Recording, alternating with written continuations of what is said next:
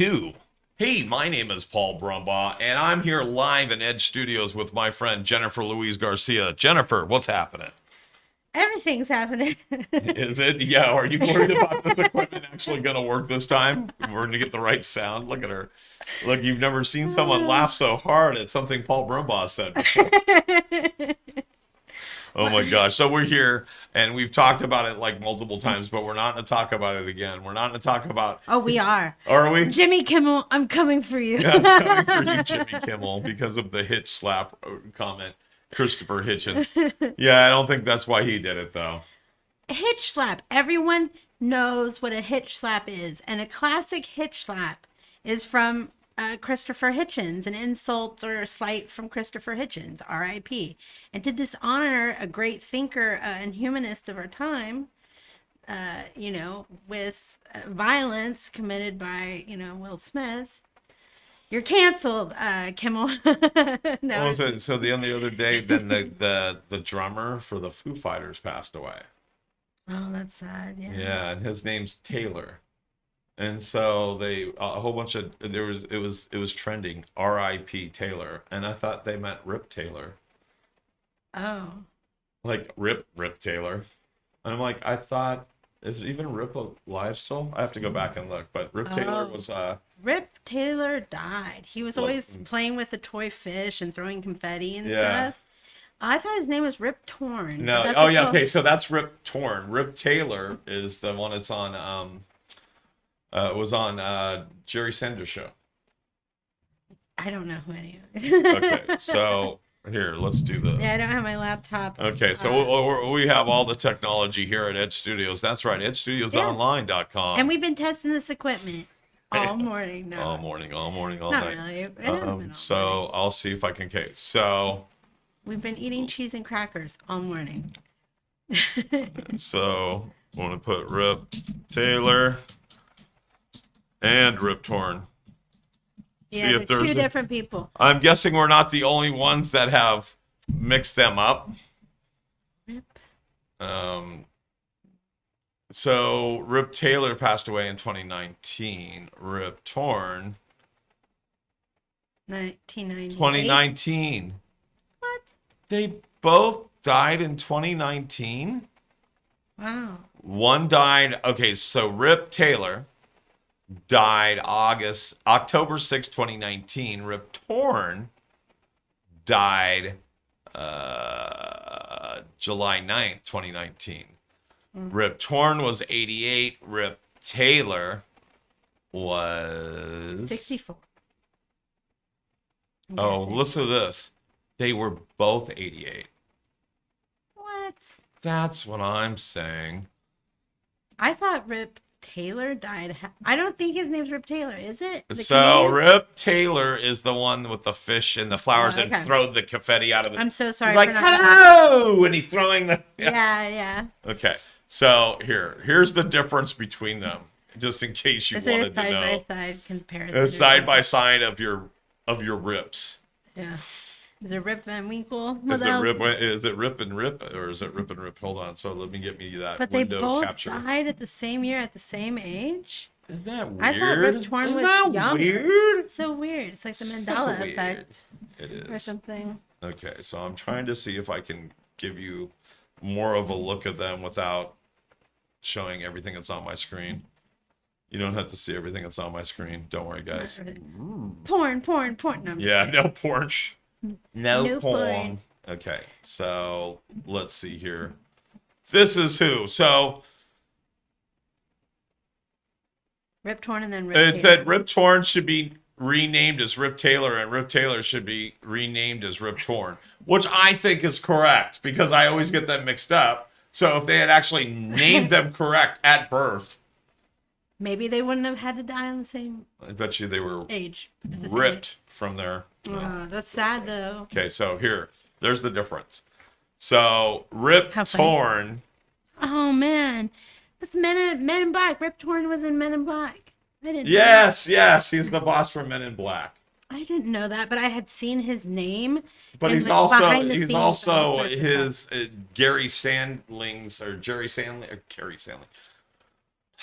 Jerry Sandling's like basically he was the Ed McMahon to him on that show. Yes. He was like his sidekick. Yeah. It's just, yeah. Yeah. So yeah, and he's the Men in Black guy, which is okay. That's way easier to think of that If way. we had a guest right now, I'd be your Ed McMahon. I could just like. Yeah, really, right? Yeah. Exactly. Here, Yes, Paul. boom, there, like that. Hey. That's how we do it. I would be in the smaller screen though. Yeah. I think Oh, that- would you? Because no, I think you need to be larger than life. Not me. Not the guy with the purple hair. Look at purple Yeah, hair, no I cares. like your hair. Thank you. Looking So, purple. wow, we've only done 5 minutes, but I feel like we've done 5 hours here. No, I want to tell people about Christopher Hitchens. Oh, Christopher go ahead. Tell us Hitchens. about Christopher Hitchens. He was a great orator. I didn't really agree with his opinions on he had opinions about abortion. Everyone knows that men can't have opinions on that. The other thing is that he had some 9/11 post 9/11 perspectives that I don't know if I agree with, but what I did really enjoy was all of his debates with religious leaders, and his whole shtick there was that he would debate these leaders The MIDI pack. Does MIDI pack? and say, and Unbelievable. Insane MIDI pack. Sorry. Want a beautiful melody? I got you. oh I wow, was trying to cue up Christopher Hitchens as you were talking. we're gonna test this out. Fine, I think Sorry. you should just go for it. Okay. Because I'm not going to stop until Christopher Hitchens comes down and says, stop.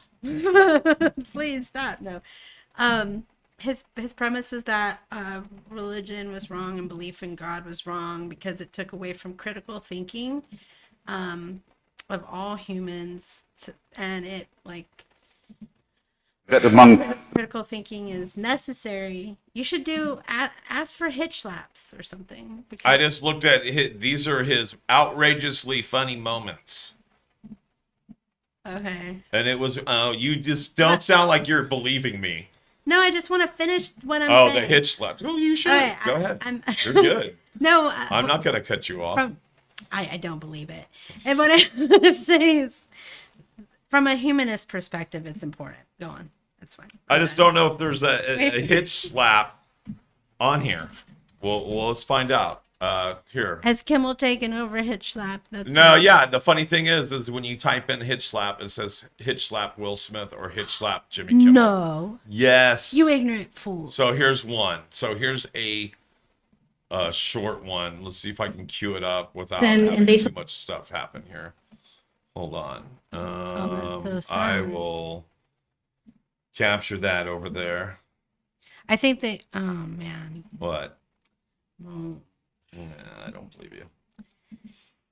no, I mean, what Christopher Hitchens said about how religion and the belief in God just takes away from the critical thinking necessary to improve humanity is really important. And the fact that he went like a boss and like debated all these religious leaders in the hope that he would reduce suffering and improve humanity and expand our minds, that is a beautiful thing. And, Right. That's super important to preserve. Thanks, YouTube. It's like, that's really disappointing. Okay, so apparently this is the best hitch slap ever. First thing is let's cue it up for you. Turn off our mic and turn on your guys' stuff. But here it is. Sought support from overseas, and then the whole situation went started out a of pogrom. control. All right. So wait. No. They Well, burned we're the saying Danish had it- embassy.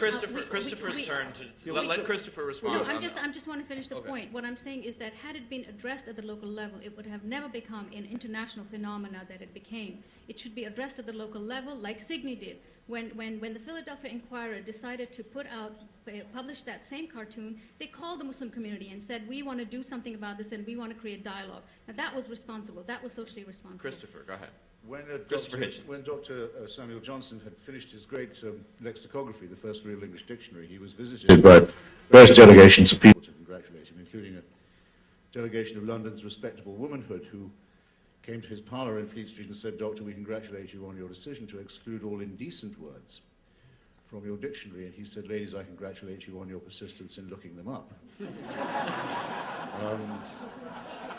I think anyone who understands that story, which I'm pleased to see everybody obviously does, will see through the sinister piffle we were just treated to just now.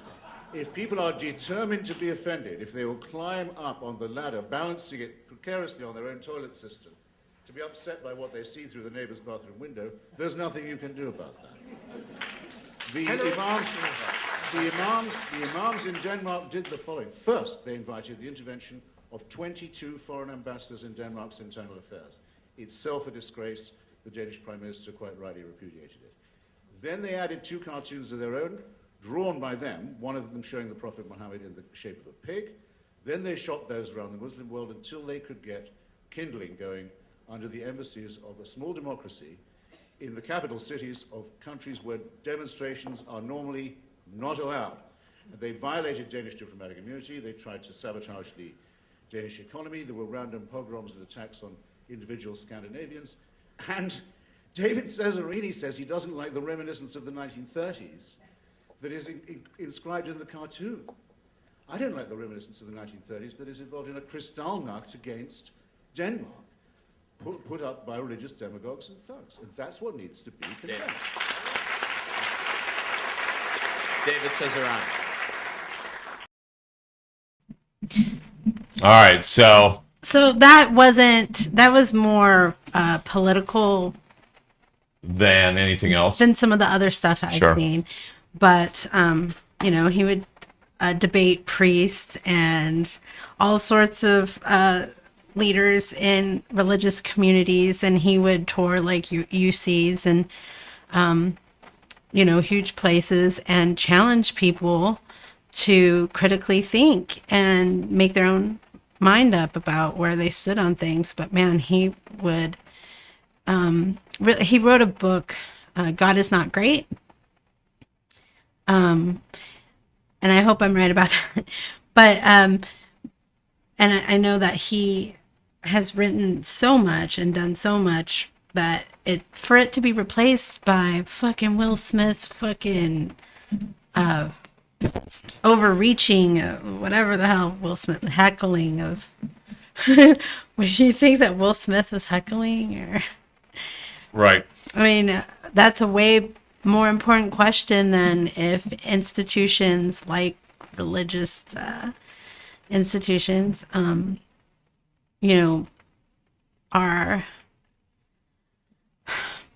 are somehow a hindrance to critical thinking and improving humanity. So he was a great humanist. So the one thing that we recommend is that you check out my top 7 favorite hitch slaps on YouTube. Yeah. Why do we do it? It looks like these. This is what it will look like. I just showed you guys a clip of it, but check that out. That's the top 7 of someone. I don't know whose, but check it out. If you thought it was just a pun, no, it goes beyond that. Or look up on YouTube when Christopher Hitchens wrote that article about women not being funny.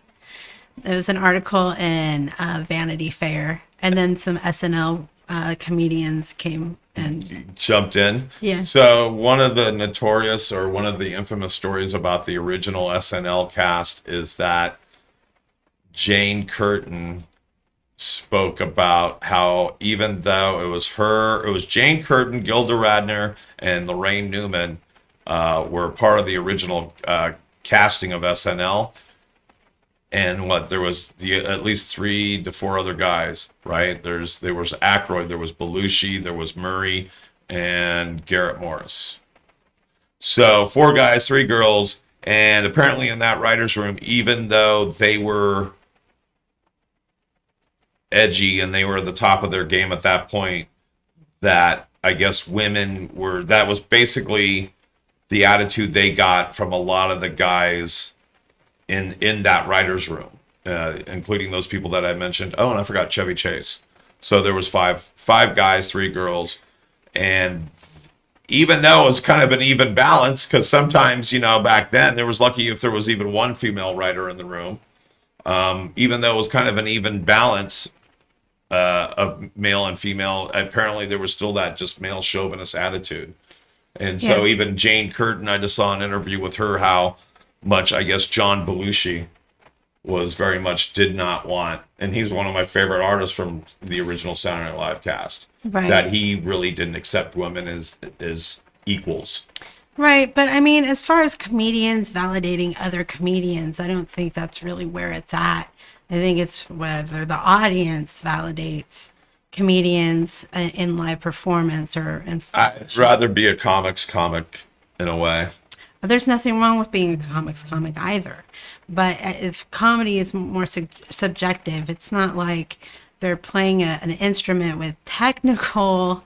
Some abilities, kind of, right? Well, No, it's all up to interpretation and is subject to the interpreter. And sure, and once they put the song out, it stands for it stands alone as a piece of work. It's not a with a measurable amount of. It's not a gray dress with a blue thing. It's not.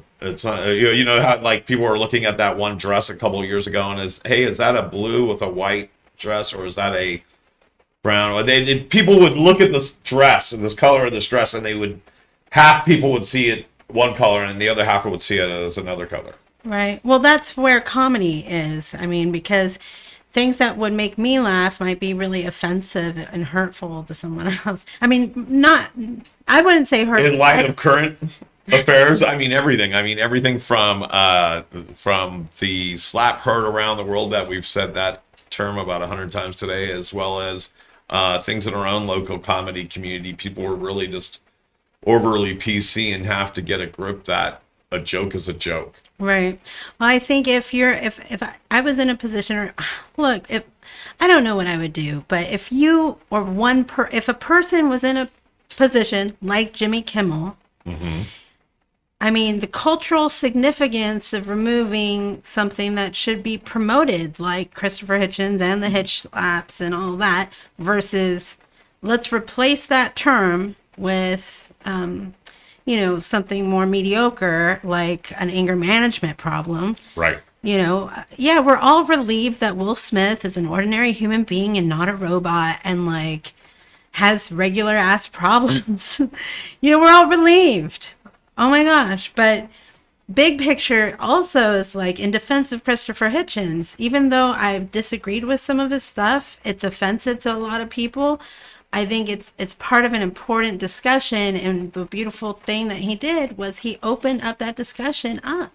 He invoked thought. Yeah. There you go. All right, Jennifer, give us some plugs. I know that you're doing Hates Debate. Yeah. Hates Debates on what date? I believe it's the 5th of next month. April 5th. April 5th. I'm like, what? And then you got a full dance card come April. I know you have a couple gigs. Some of them are in the balance. But I really appreciate you being here, part of Edge Studios. Check out Jennifer's shows on our website. Everything from Easy Targets. I have 2 coming out, Easy Targets and Church of Divine Art. Or the Coda. Or podcast. the Coda podcast, yeah, for short. There you go. And how do we keep up with everything Jenifer Louise Garcia? I would say follow me on Instagram at thizbeezy.5, THIZBEEZY.5 on Instagram, or Jenifer Louise Garcia, Jennifer with 1 N on Facebook. There you go. And you guys, you can follow us over, you can always follow me on Instagram, Twitter, Facebook, but definitely don't follow me to the bar because I'm not buying you a drink. I'm too broke for that shit. Keep standing up. Oh, yeah. Hey, check this out. Keep standing up. Nice. Keep standing up, everybody. We'll see you next time here on Edge Studios Live. Bye, guys. Bye.